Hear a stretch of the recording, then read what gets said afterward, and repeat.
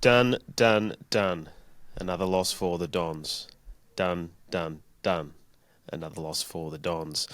This is the Sash, definitely not the official podcast of the Essendon Football Club. I'm your host, Rob, here with you for the review show on a Friday after a Thursday night fixture. And joining me on satellite is Joel. Hello, mate. Hi, Rob. I kind of like that the weekend's only starting today. So it's kind of like footy's out of the way now and we can just focus on the weekend. Yeah, that's good. Get it done. I need a break. I think most of us need a break, to be honest. The bye has come at a good time. 4 consecutive losses, some pretty heavy defeats in there. I think as a supporter base, I think everyone's going to be really happy not to have to watch an AFL team for the next, it, 10, 14 days, something like that. It's good to, there's a lot to take the first week, everyone, to not think about the footy. And then as we get into the second week, it's going to be really interesting because there's a lot to think about in terms of who's going to return to the team, you know, who of the people that have debuted have done enough to kind of hold their spot into the next round, you know. So there's a lot of interesting decisions for the coaching and selection panel to make heading into, you know, our next game. Yep. So I think, this week is a week to kind of switch off, but then I think the week after will at least be quite interesting and you know, hopefully changes the fortunes and results that we're seeing over the last 4 weeks. Yeah, exactly. Now, Joel, you were meant to be joining me in the studio today, but you are unwell. Is it a case of Essendonitis that you've picked up? Yes, that's right. So I was showing the classic symptoms of like being incredibly frustrated at everything, high levels of despair, I can't eat anything that's red or black. Oh, God, that takes a lot of things off the menu.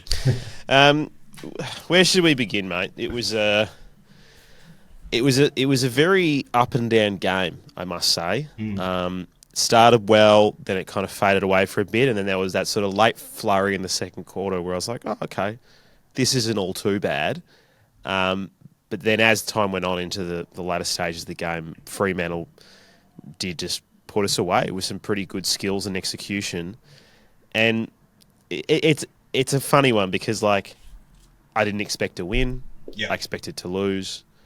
But I think a lot of my frustration and a lot of what I've read online today is that it's the senior heads, it's the experienced players, it's the players who've been around the traps for some time who just seem to be letting the team down.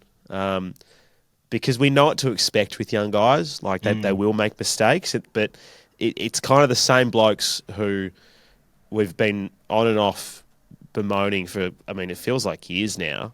Yeah. And again, they're the ones who go, you need to be better. You're leaders in this team. You're the experienced heads. And they just aren't. Yeah. And I guess we sort of go, well, maybe this is it for them. Like, they're just never going to get past this. And I think that's where a lot of this frustration lies today. It's interesting, like when I was trying to write notes and reflect on the game for what to talk about, it's just like, you don't want to keep talking about the same thing. Like, you know, you don't want to have to keep talking about McGrath's kicking, you know, or whatever it might be. And it kind of is frustrating to sit here and be like, okay, the same things from our leaders and senior players are happening again and again and again. And it's getting, I'm sick of talking of it. So I can imagine the players around them are pretty sick of having it happen again. And Brad Coach is probably pretty sick of having the same things happen no matter how many times he's tried. So who knows what it means for the future. But it is frustrating to have that be quite consistent while we're seeing some really good signs from younger players. Because, you know, the ideal situation is that you're seeing these great signs from younger players and that's giving extra energy to the leaders and then they're really stepping up and they're taking a lot more responsibility into their games and, you know, leading decision making and everything. So, yeah, it is frustrating. I think that's a good word for it. Yeah. And yeah, some of the blokes who I think we're frustrated with are on pretty lengthy deals. Some of them are on pretty high paying deals. And you just sort of go, well, you kind of just need to be giving us more.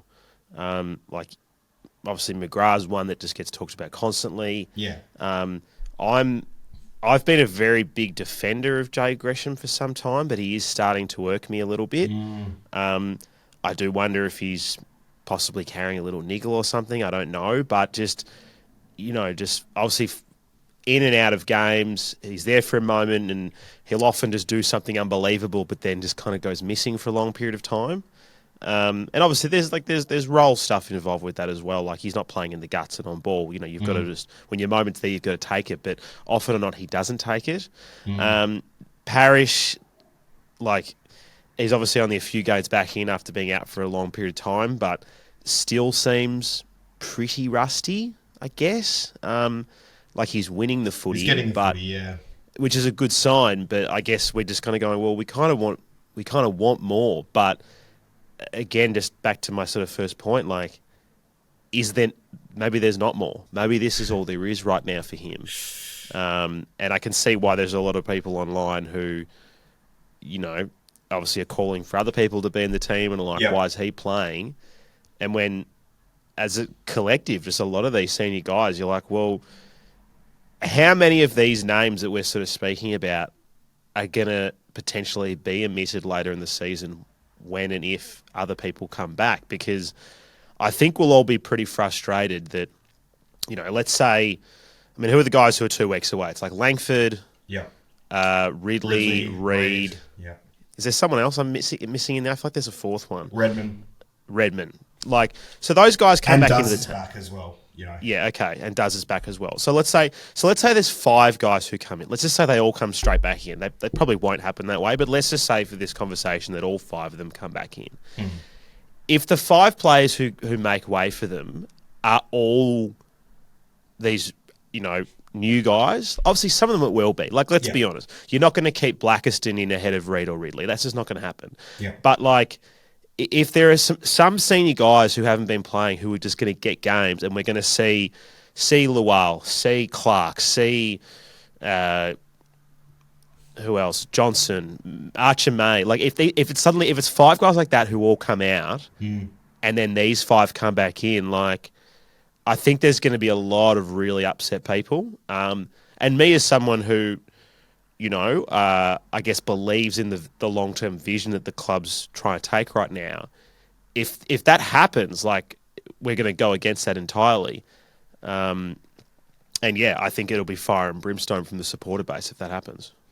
Yeah, well, if they're all ready to go, that group of players has to come back in.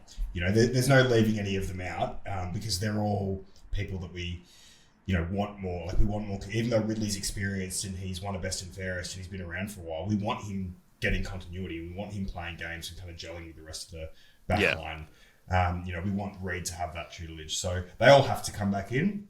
I think Blackistone is probably an obvious one. He's been handed a really tough task, and it wouldn't be because he hasn't performed well. It's just because, he's a ruckman playing at centre-half back, and, he needs more time for other things. But yeah, it does start to thin out from there because you would think you would have a couple of obvious options, but, I think Angus Clark deserves to be in the team. I think Absolutely. He was a real positive for me from last night.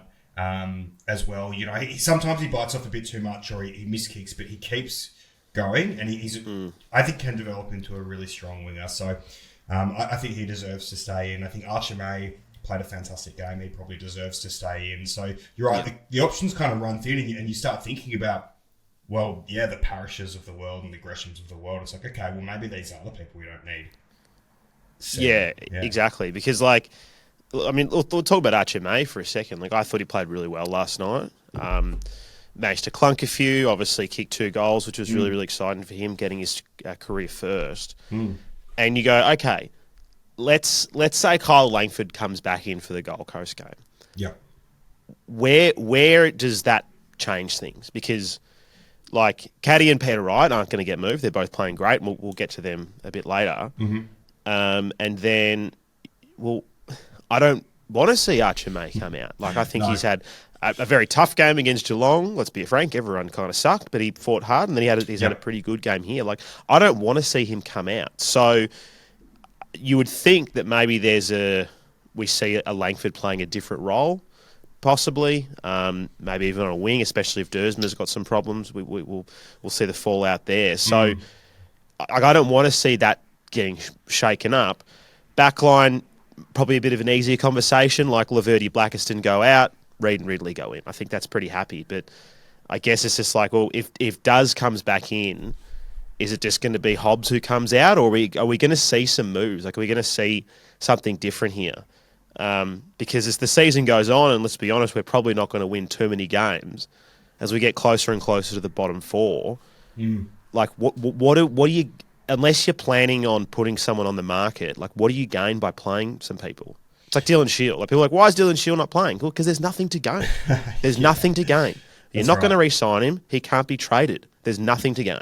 Yeah, that's exactly right. And, Archer May, he's laid 3 tackles last night, which for a deep forward, for most of the time, is a good figure. It's the same amount of tackles as Darcy Parish, the same amount of tackles as Zack Merritt, same amount of tackles as Matt Guelphy. And last night was one of the probably the only games I would say in the year where we would have won the marks inside 50 count. That's been a real weakness of ours for a long time. Yeah, which is a strange thing. I think we had and we lost by 40 points. Lost by 40 points. We won it 13-6. And I think, here we go. Our average offensive one-on-one win rate is 23%. And we won 50% of our one-on-ones last night in the forward line. So, like, that is functioning, Yeah. And Langford's not a huge tackler in that position. So, I guess I hadn't considered Langford coming back into another role. That's probably not a bad shout. Obviously, he's spent a lot of his early career playing in other roles. I guess the issue, though, with him is that, like, he's not great at other roles. Like, he's played his best footy when he's been a lead-up forward. But again, it's this same sort of issue that we've got with the inside mids. It's like, well, Langford plays his best footy as a lead-up forward, and he's very good at that. But he's not going to play ahead of Wright and Caddy right now.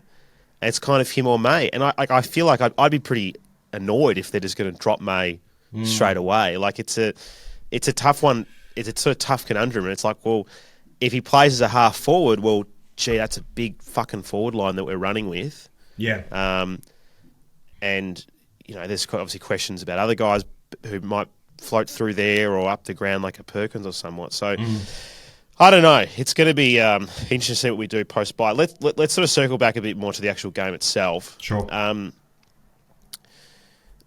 like to ask you about Zack Merritt, because I've seen a bit of stuff this morning. The same sort of heads who are sort of barking about, why hasn't he been played in the guts? And I think, like, I think we know it is just it is just a bit of an availability thing. Like, we've got a lot of inside mids, and Zack can sort of play half forward or maybe half back, whereas your Setterfields, your Caldwells, your Parish can't.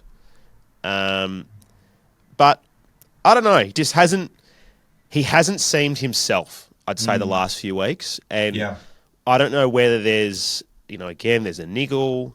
Potentially there's a mental thing going on. He might just be flat knowing that this might just be another season for him of his career down the drain where he's not going to get to see any sort of success on field. Yeah. At least in a team sense. Yeah. It's an interesting one because, I mentioned it a week ago. I kind of noticed his body language and I thought it was a bit off. And I don't think the positional thing is an issue. I think there's too much smoke about that. We're developing, we're trying people in new roles. We've got a lot of injuries. I think that's unfair for that much scrutiny just on the fact that he's playing elsewhere. Because the issue is that he has 17 touches in a role that he could easily still be getting 30 or 35 in. That's where it is a bit worrying. I would say that I'm just getting this vibe that maybe he is a little bit defeated in amongst everything else, kind of what you were saying.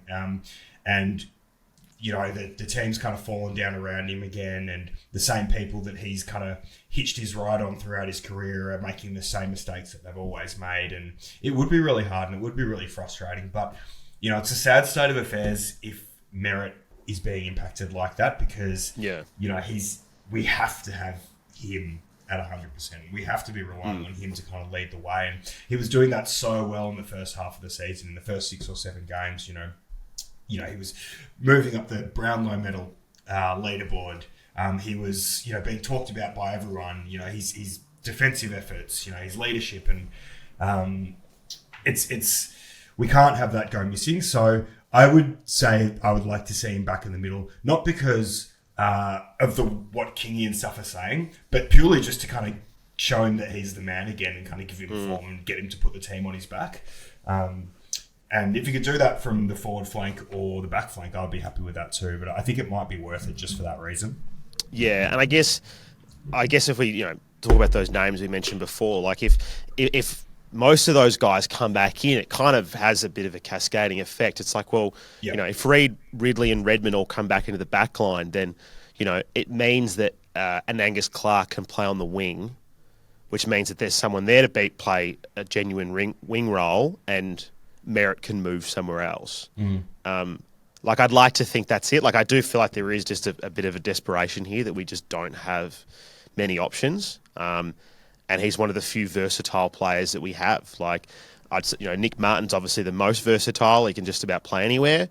And then in terms of, smalls go, it's probably Zack. Yeah. Daz obviously hasn't been available. He's someone who can play forward or in the guts. But just hasn't been there. So it has been hard to watch. And I see people being frustrated about it online, but sometimes I do think they're not fully taking into account what's going on. But yeah, it's not nice to see. While we're on the bad train, more discussion about Archie Perkins. Again, played as the sub, came in, wasn't great, had some poor moments, I think, where his sort of doubt in the contest, doubt in the physicality of the game, I think affected him. He dropped that mark, which I feel like, start of the season, even last year, he probably takes. Absolutely. I feel like his strength is in his marking. It's why I do think he's better suited in the forward line than in the midfield. Yep. But just doesn't seem himself. Doesn't seem playing very well. Doesn't seem like he's in a very good place. What's your thoughts? Yeah, you really got to feel for him in a way, but it is hard not to get frustrated at the same time.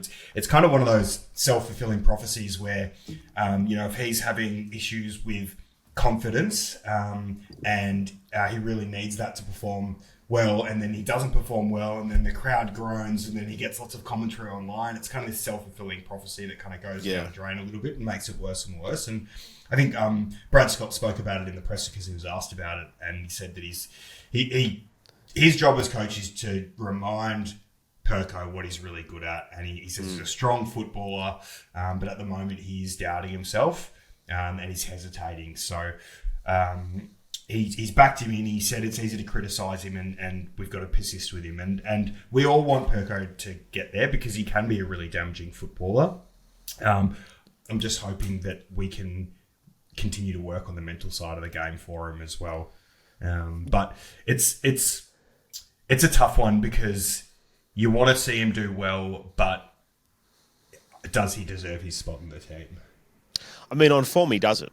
Yeah. Absolutely, he does not.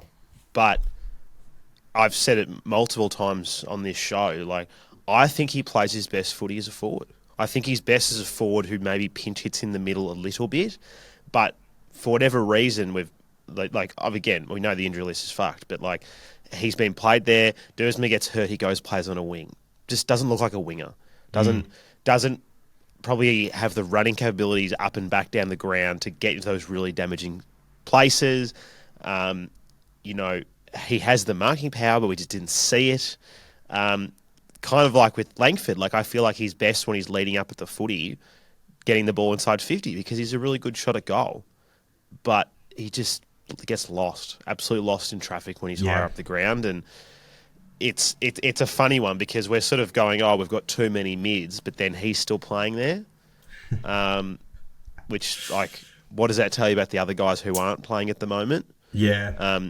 I said it when Durham got suspended. If Durham didn't get suspended, I think he was dropped. I think that was the only thing that kept him in the team, was the fact that Duz went out. But it's hard to see. Hard to see what's going to happen with him. Like, I don't know what his contract situation is like. Is he contracted next year? Let's have a look. Archie Perkins. Yeah, he is. So I feel like he's someone they might persist with. But again, I wouldn't be surprised. Like, I feel like this is an off season that's shaping up where I reckon you could probably name 6 or 10 players who are like must keeps at all costs, and then everyone else, I think, you're open to a conversation. If a club comes and goes, "Hey, we're interested in Archie Perkins," like, you go, "Okay, what's the offer?" Like, you'd be foolish to say no. Like, what do you want? What have you got for us? Absolutely. So, yeah, it'll be interesting to see what plays out there. Yeah, I think there's I can't remember who was saying it. Obviously, there's a lot of media coverage after continual losses, but the Essendon has to really make an assessment of who is an A grader and who is a B grader, and then make some critical moves. And I think that's fair. If people, we're talking about Archie Perkins, if he has the potential that the club sees for him to be an A grader, and we see him getting there, then we need to make that happen. If we don't think he can get there, then we maybe need to move him around to get currency to bring in A graders. Because, we've spoken about leadership, we've spoken about senior players, we've spoken about now people like Archie who are not a senior player yet, but senior in the, relevance to a lot of our group at the moment. They kind of need to be taking that next step. And, we don't want to have another crop of promising youngsters like Archie Roberts and Clark and Lyle come through simply to turn into B-grade footballers because they didn't have a lot of good guidance and leadership around them. Yeah, it's a fine balance. It's definitely hard to gather. Any other bads? I feel like we kind of gave a collective sweep to sort of the senior players, but is there anything else you want to address? No. I think that's fair. I think I think that covered it. Yeah, I mean, look, there was a lot of bad moments from a lot of players who made stupid decisions. Someone asked me why I don't criticise Laverty. It's because I got no expectations. This is what he is. Yeah. Like, it's like I was saying, like, we kind of talk about McGrath, we talk about Parrish and Gresham, and be like, there isn't that next level. At least with Laverty, I know that's not there. I know it doesn't exist. Whereas you kind of go, well, Parrish, it once was. McGrath, in patches it is. Gresham, maybe in patches it's there. But it's just Laverty. It's like, well, he's a VFL player who we've had to play. Yep. And if Reid and Ridley come back in, he might not be in the team. Because I actually think Pryor's been okay. I think Pryor's really... I agree. He's fought above his weight and done pretty well. I agree. I think he's really become a lot more settled down there and he's playing his role quite well. Maybe the other one I would say is, like, I've tried to be a pretty big supporter of Hobbs early in his career, and this year I've seen things that I thought I still liked. He's your man. Yeah, he might have to not be. I think applications are open. For Joel's man. Yeah, I probably find it hard to see him staying at the footy club potentially beyond the end of this year. Right. Depending on what we can get. We've tried him for a lot and we've persisted with him, but things like that high tackle that gave away a goal when we had a bit of momentum and that's a really typical Hobbs move. He does that quite often and you have to be able to work on your game and adjust that sort of thing. And I get you go in hard, but you have to be able to control how you're approaching contests like that. And we've seen him do that again and again and again. And I kind of how many times can you get frustrated about giving away goals like that? And I think that was just a bit of a marker for me where I was like, you know what? I think he has plateaued and I actually don't think he's improving at all. And this might be it. Yeah. Let's segue into some goods because despite the result, there was some good moments. I think if there's one thing that can keep Essendon fans excited about this year, wanting to go to the footy, wanting to watch the footy, regardless of what the final result may be, that is Nate Caddy. Nate Caddy alone is putting on enough of a show and showing enough of what could be the future for him that it's worth tuning in to watch Essendon. I was so happy that he bounced back from the Geelong game and Yeah. just was doing so much more than just kicking goals. Like 2 brilliant setups for goals early on, takes an unbelievable mark, kicks a torp just because why not? And on what I don't know what the ratings were last night. Obviously, Essendon Fremantle probably doesn't draw many numbers, but you'd like to think there was a lot of people around the competition who maybe have seen the hype in the press and not really understood. I'd like to think that people go, okay, I can see why this kid's special. Another great game from him, and fingers crossed it keeps going in that direction. Yeah, really great to see, and he's got such a big bag of tricks. I think that's what's been really exciting, because if you think about our forward line, for quite a long time, we've had players that were very good at certain things, but not necessarily the complete package in a forward. And, you know, you had someone like Peter Wright, who's a tall, can take a good overhead mark sometimes, but a fantastic kick. His thing is it is a fantastic kick. Yeah. You know, you've got Langford, who is really reliable and crafty, but, you know, doesn't put on a lot of defensive pressure. But then you've got Caddy, who kind of seems like he can do everything at the moment and has the energy and desire to just get better and better and better. And it's the sort of thing that you can build a forward line and a team around, and the sort of energy that just lifts and carries everyone else. And, you know, he's having some really, really impactful games this season, which is huge from a 19-year-old key forward. So super, super exciting, and it makes me very excited for the future. Yeah, it does. He was great and really, really showing what he can do. I thought Jack Caldwell had a really good game. Obviously, the Freo mids were very impactful, but I felt that he was one who really sort of worked his butt off. Considering that Setters, you know, got a few knocks and had a bit of a hard day, and you know, Parrish wasn't particularly impactful. I think it's good to see him now finally sort of building back into, you know, the Jai we know that we sort of had pre-injury. Yeah, I agree. You know, one thing we can always expect for him is to compete at 100%. And yeah, I think he's another player that, you know, we saw when he had that 18 disposal quarter against the Lions or whatever, that he is another sort of person that can maybe put the team on his back and start sharing that load with Merritt. Yeah. And, you know, it's good to see him really fighting to win as well. Yeah, That was a tough task for the midfielders, and I'll go to one of my goods, which was Vigo Vicentini. You know, what a fantastic game from a 19-year-old ruck debutant against Luke Jackson, who is an incredible footballer.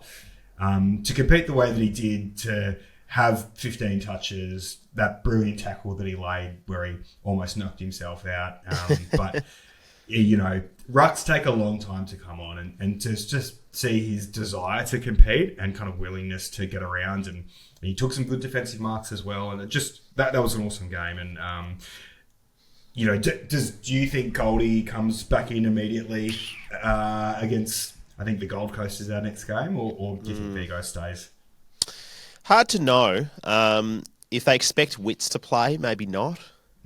But maybe, I mean, they might even go a tandem against Jared Witts. I don't know, but yeah, he like the thing that James and I spoke about on Wednesday was that he has to do enough to make this a conversation, and he's done that. He's done enough that we go, oh, should he play again? As opposed to no, like get Goldie back in ASAP. I think he's done enough to have that conversation. He's also probably done enough, and look, again, it's one game. We want to see more from the season, but he's doing enough so far in this game to make the question of whether Goldie goes around one more time more weighted against that.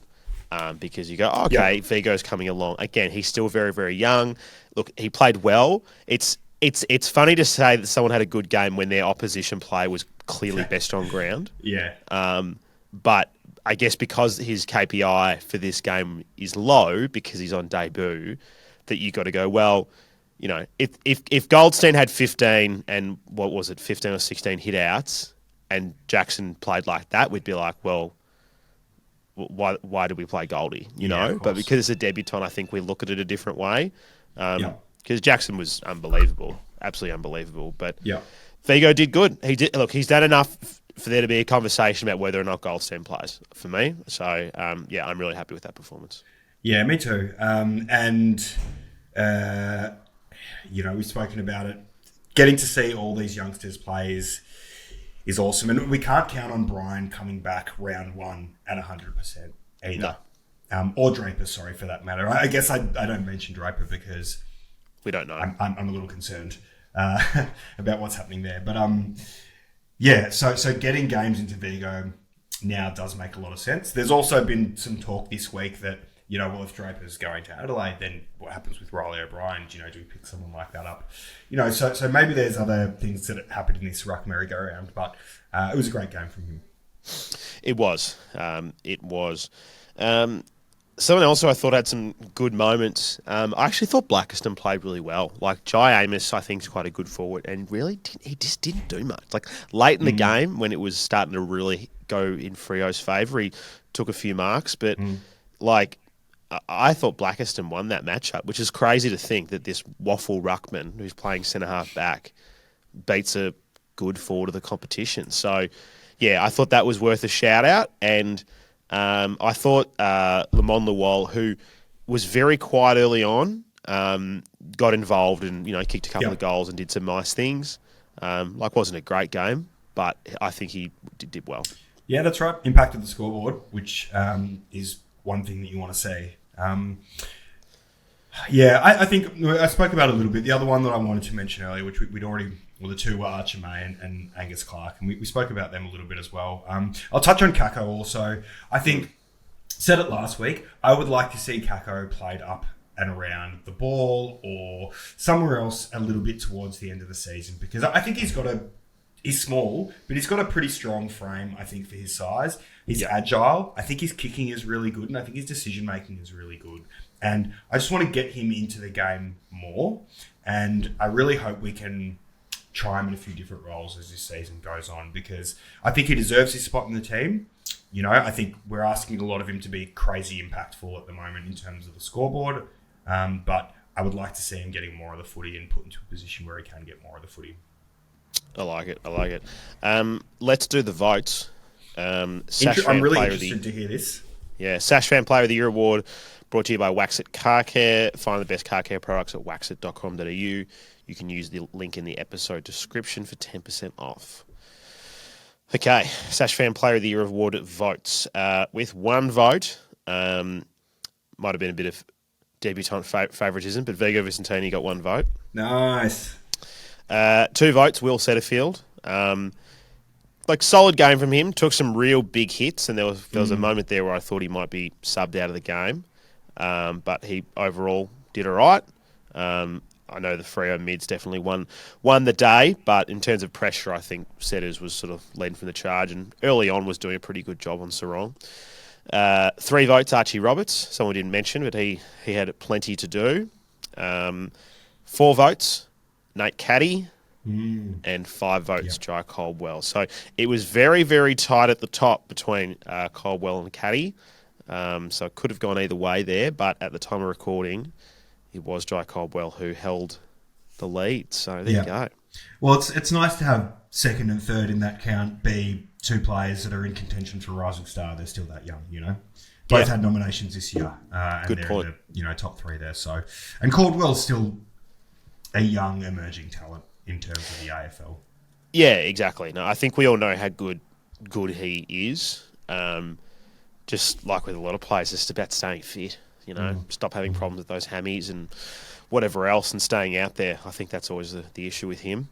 I reckon we take a break and we'll come back and we'll do some hot takes. What do you reckon? Perfect. This halftime break is brought to you by the Ticket Merchant for the 2025 AFL season. Whether you're looking for tickets to Essendon matches, you want to go to a concert, a comedy show, or maybe another sporting event, Ticket Merchant has you covered. Head to theticketmerchant.com.au to explore their massive range of tickets. Back after this.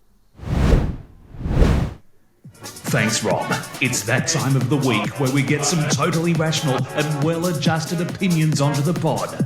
On the Sash, it's Hot Takes. Hot Takes. Bum, bum, bum, bum, bum, bum, bum, bum, That might be the bum, only bum. time we hear it for the rest of the season. Yeah, I Hot was actually takes. I was thinking just then, just off the top, unprepared question. When will Essendon have their next win? Well, we've got the Tigers after Gold Coast. I think hopefully it's not too far away, particularly if we have, 5 or 6 senior players back. Yeah, no, fair point. Fair But point. after All that, right, I don't know. let's get into these. As you can imagine, it's pretty dark on the hot takes. Some people who are definitely throwing out babies in bathwater, but I don't know. I think maybe this will generate some good discussion. So let's crack into this. First one is from Lululemon. I don't know about you boys, but I reckon there's a fair bit of fucking carry on here from Fremantle. You're beating a fucking VFL team, boys. Calm down. You don't need to bloody show the jumper to the crowd and bloody get your tongues out. You fucking hooligans. And fuck you, Bolton, you rat. There was a bit of carry on, I must There say. was.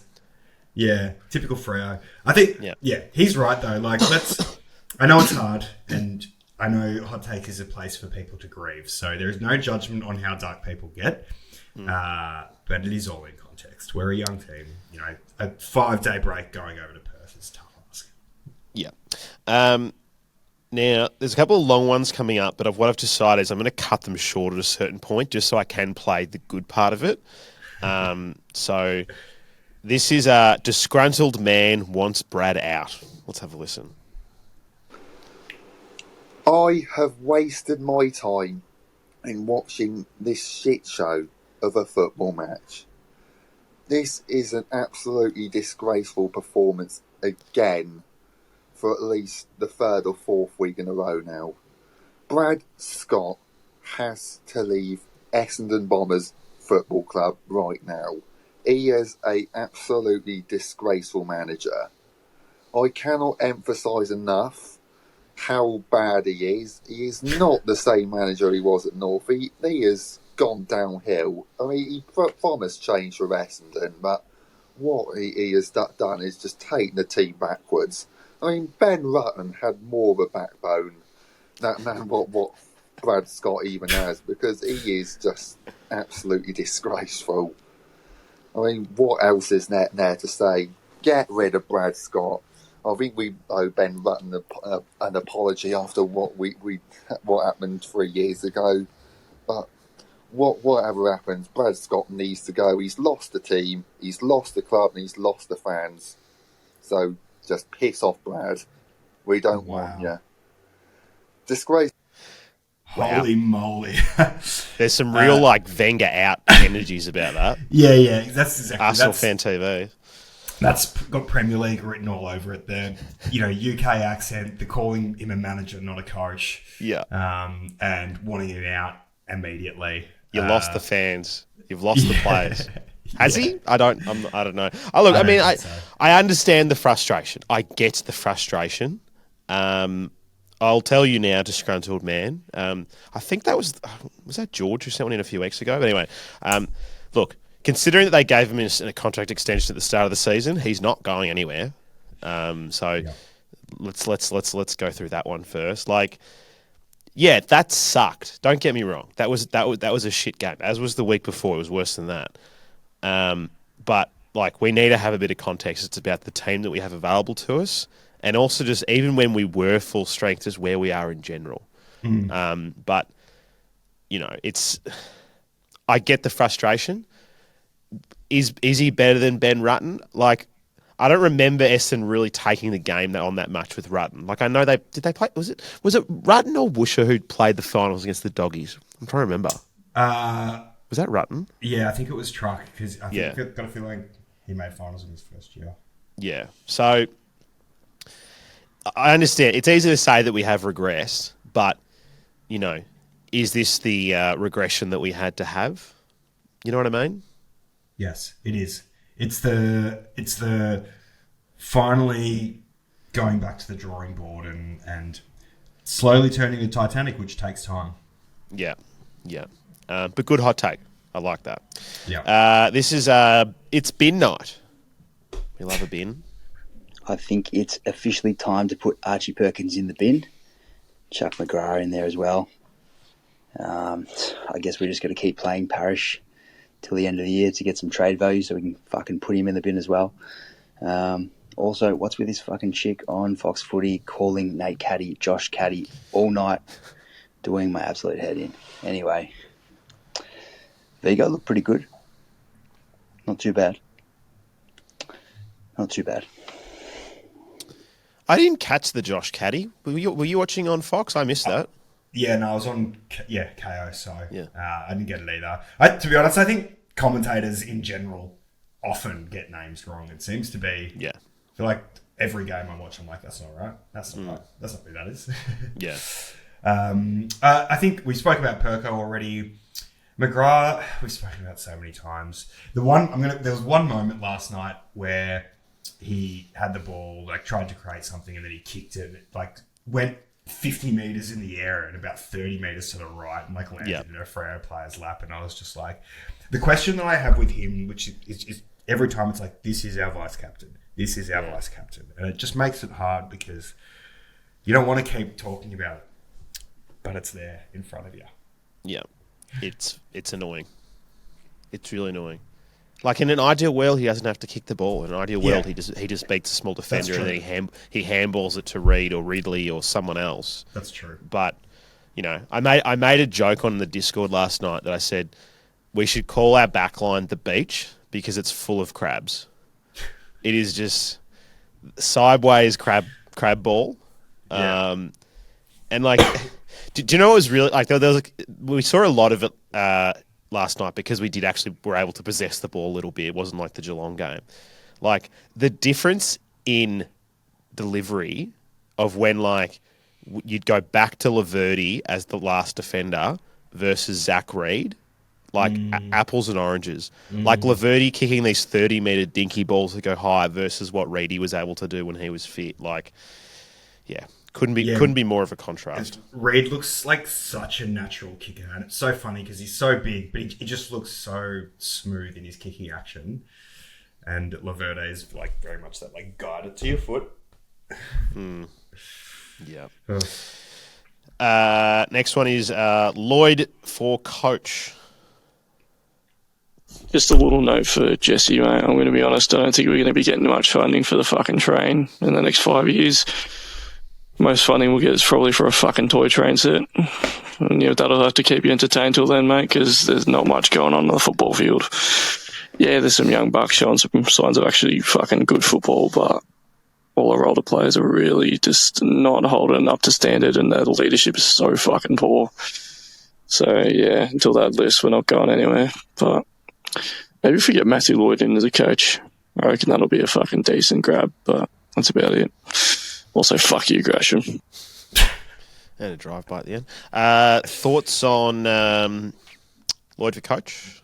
I really like Lloydie. I think he's really come into his own in the media. He was a complete fish out of water when he first started in special comments and stuff like that. And I was like, oh, he's making a fool of himself. But I actually think he's quite a smart footballer, and I don't think he could be a head coach, but I would love to see Lloydie at the club playing a role. I think it'd be great. I'm sure we all would. Let's keep going. Next one is Essendon. This is a long one, but we'll cut it short.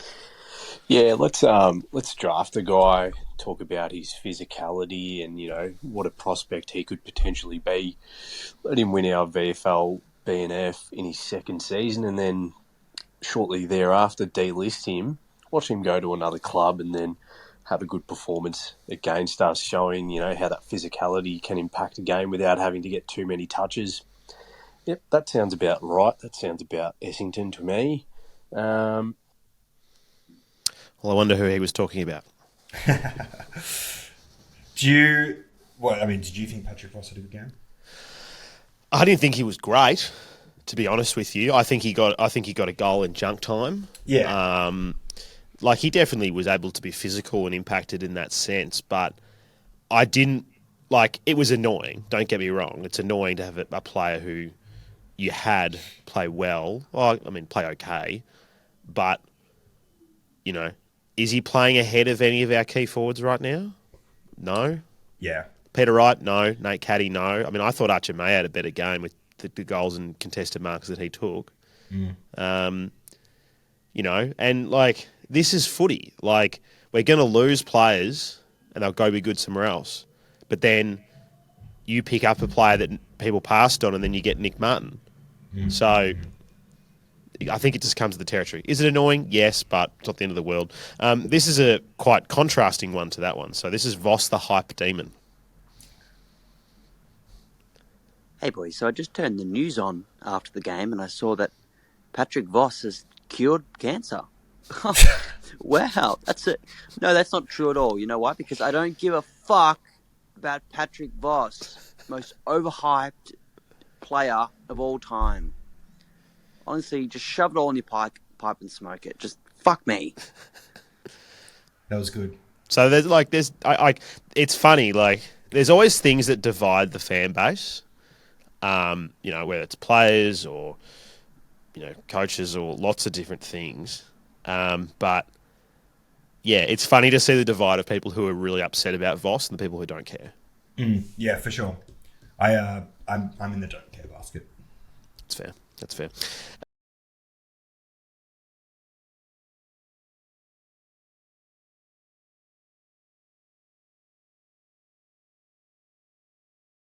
Let's just keep going. This is sad but not bad.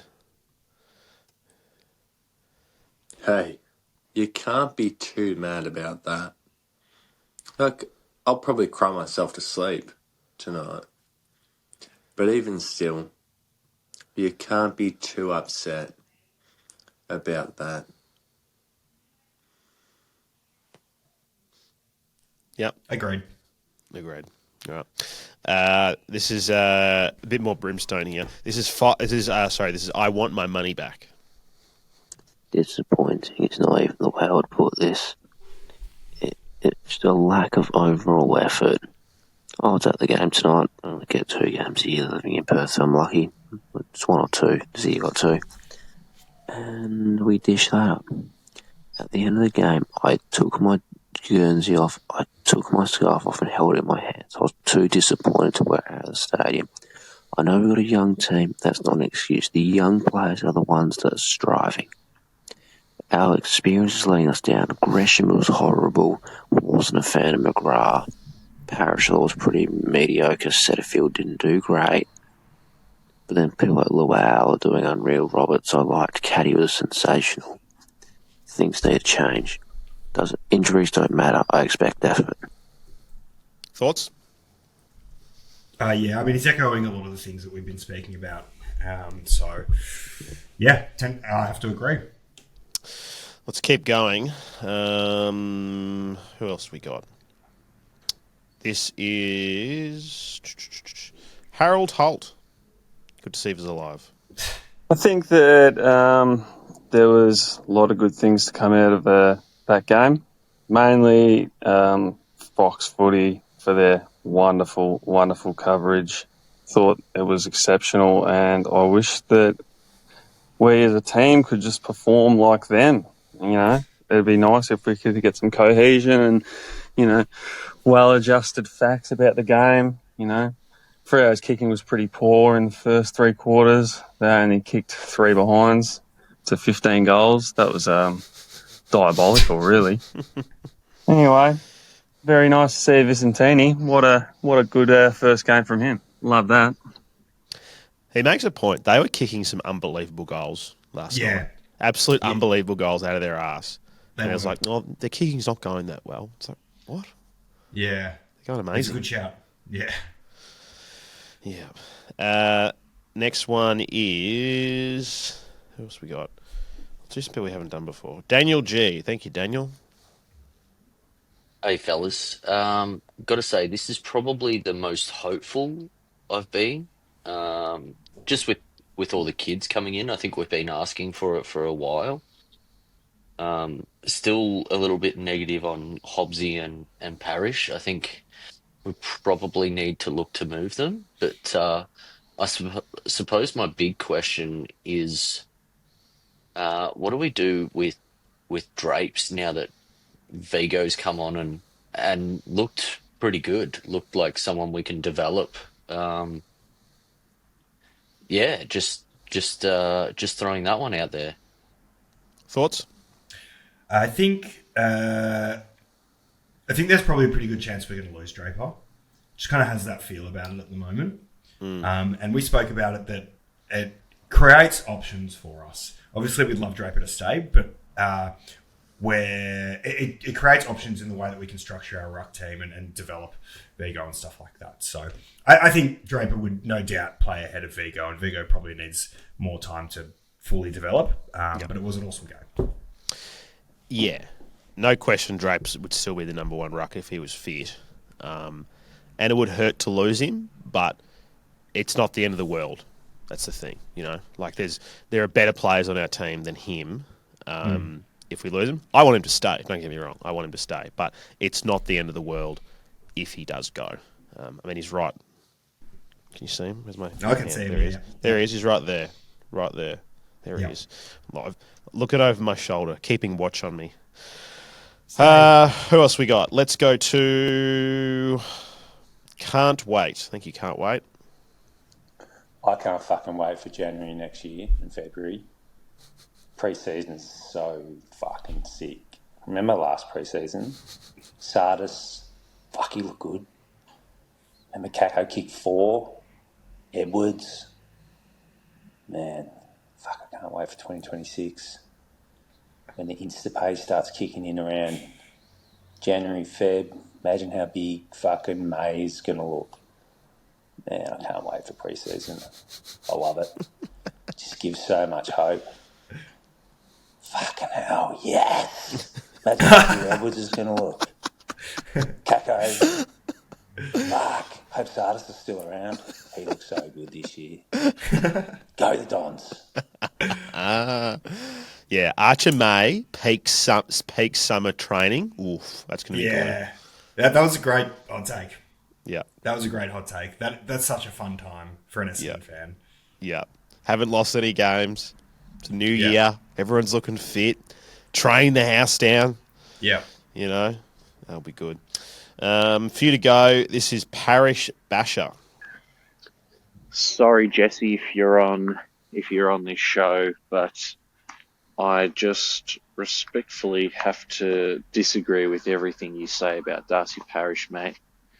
33% again last night. That's just not good enough. Like, we've got setters who can go and get it. We've got Caldwell who can go and get it. We've got plenty of people who can go and get it. We don't have enough blokes who can finish. And I think those other guys have really gone past him now. Like, he's slow. Bolton kicked that goal on him at the stoppage like it was nothing. Yeah. Let's see if we can get a second round pick for him. Thoughts? I'd probably take a second round pick for him. Yeah, I would. Definitely, actually. Not even probably. I guess we just really have to see how the rest of this year plays out, because it is like, what, is it game 3 or 2? 3? Did he come back? Third, I'm pretty sure. Third game, yeah. So there's obviously a bit of time that needs to happen where he can potentially build back into it, but I don't know. I do just worry that there's injury problems that he's had the last few years have just taken away any kind of little bit of extra edge that he might have had, and that one Australian year that's it. You know, like we just won't ever see that again. And this is probably the same question the coaches are asking themselves: is that does he still have that? If he still has that in him, then you want to keep him because he can play at that level. But if he doesn't, then yeah, like this, Parish Basher is probably right.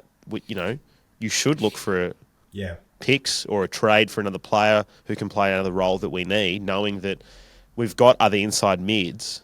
Because, like, look, at the end of this season, one, maybe even two of Hobbs, Sardis, and Parish, one of them won't be here anymore. Possibly two. I don't know who that's going to be or how the cards are going to fall, but one will go. No question. One will go. Without a doubt. This one's good. This is Statman John. How you doing, guys? Statman here to brighten up your day after a 41-point loss at Perth. Archie Roberts, 25 touches at 80% efficiency. Caldwell with 32 at 78% efficiency. Hobbs with 16 touches, but he went at 87.5 efficiency. And my man, Jackson Pryor, 15 touches, 11 kicks at 100% efficiency. I'm a Statman.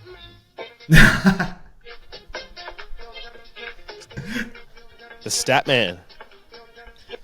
That's great. Yeah, well done. That was good. That was very That good. was good. Let's do a couple more before we wrap up. I reckon I've got enough 5 in me. 5 minutes, I mean, not 5 clips. This is Gazelle. Thank you, Gazelle. All right, I have 2 hot takes here. Number 1, I love Will Setterfield. Old mate is like putting his face on the line. Not even his body, man. He's just chucking his head in there, like for no reason. Like nobody else is doing it, so why should he do it? He gets crunched like 3 times per game. Crazy.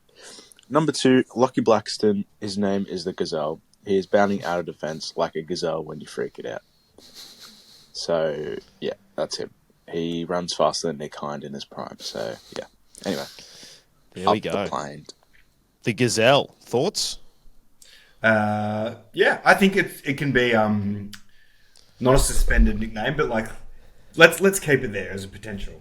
All right. It's on the list. We've got a couple more here that I haven't listened to, so they may or may not make the cut. So let's give them a go. This is Merritt's Man. Let's have a listen.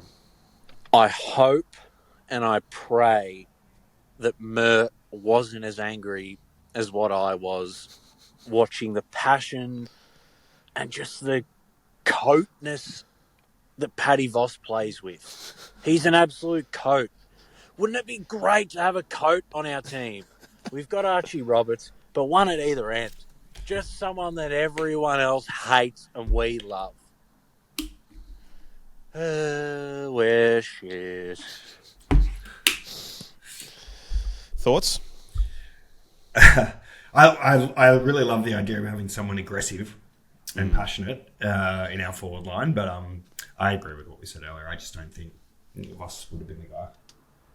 He's not that good. Like, he's fierce. Don't get me wrong. He's fierce and he throws his weight around. But, like, we've got 2 key forwards who are miles better than he is. And then you go, well, would you rather develop Archer May or Paddy Voss? I don't know. I'm okay with May. Yep. Last one, Purple Drain. Well. I never realised how many cunts the Fremantle team has. They're chock-a-block with cunts. Oh, God. Staying in. I don't care. That's staying in. That's staying in. Yeah, the 2 C-bombs. I don't care. It's a Friday. It's the end of the show. Yeah. They probably aren't even listening at this point anymore, so why not? Why not, Joel? Leave it in. Leave it in. All right, it was good. Bit of passion there. It's nice, like, I do like when we get, like, alternate views on the same thing in the hot takes, because we got the people who are shitty about Voss and the people who don't care about Voss, and I like that we got a bit of both there. I'm also very happy I didn't watch the Channel 7 coverage last night, because it sounded like BT had a absolute rager going for Paddy Voss. So I'm happy I didn't have to be involved in that. As dreary and dull as Pavlich and Adam Simpson are as a tandem. Like, obviously good analysis, but they're very, very, very dull. Yeah, that's right. So, yeah. Yeah, it's gonna be nice, as we said. Everyone have your week, reset on, why you go for the club and why it's important to make sure that you stick to your guns and back the boys in. And I'm not sure if I'm going to sign up for a membership again next year. We haven't spoken about this for a while. Because the reason I cancelled it was because I felt like the board and the football club itself wasn't prioritising on-field success. Now I'm like, maybe we are trying to prioritise on-field success, but we don't have the cuddle in the park just yet. So Mm. I'm not sure if they've done enough for me to sign up or not yet. There's still plenty of time to go, Joel. There Long is, time to there go. is. Yeah. But I'm doing some thinking. Yeah. Just get one of those, 3-game memberships, whatever it is. Yeah. 3 games, 3 losses. I saw someone made a comment. Like, I actually haven't watched Brad Scott's press conference, but someone wrote a comment that said Brad's doing a really good job of hiding the fact that we're just tanking this season. Yeah. And I was like, yeah. I mean, we kind of are. Like, absolutely. We're 6-8 now. We have the 3rd worst percentage in the comp. Like, Sydney, St Kilda, and Melbourne should all finish ahead of us. Like, knowing just where things are at right now. I mean, a lot can happen. I know back half of the season, but all 3 of those teams should finish above us. And then the question is, can North Melbourne win? 2 more games, 3 more games, more than us for the rest of the season? That's the question. And then you get pick 3, which, knowing with the NGAs and all that shit, will probably be like pick 7. So yeah, not the worst thing that ever happened. Yeah, I agree. I think we're we're experimenting. Yeah, and we need to continue to do more of it. But we know that this year isn't out.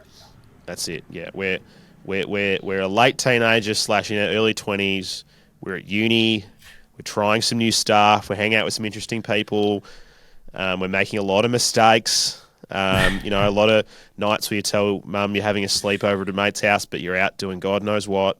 Yeah, that's right. We're experimenting. This is what we're doing. And what happens with experimenting is you figure out what's good and what's not, and then you keep the good and you get rid of the bad. What you like and what you don't like. We're figuring it all out. Yes. Sadly, it's coming of age season. Yeah, coming of age season. Yeah, sadly, when I was that age, I didn't realise that Essendon was bad for me. It was later in life that I really kind of figured that one out. Yeah, and then you resigned to the fact. Yeah, and now I'm stuck here doing this podcast for eternity.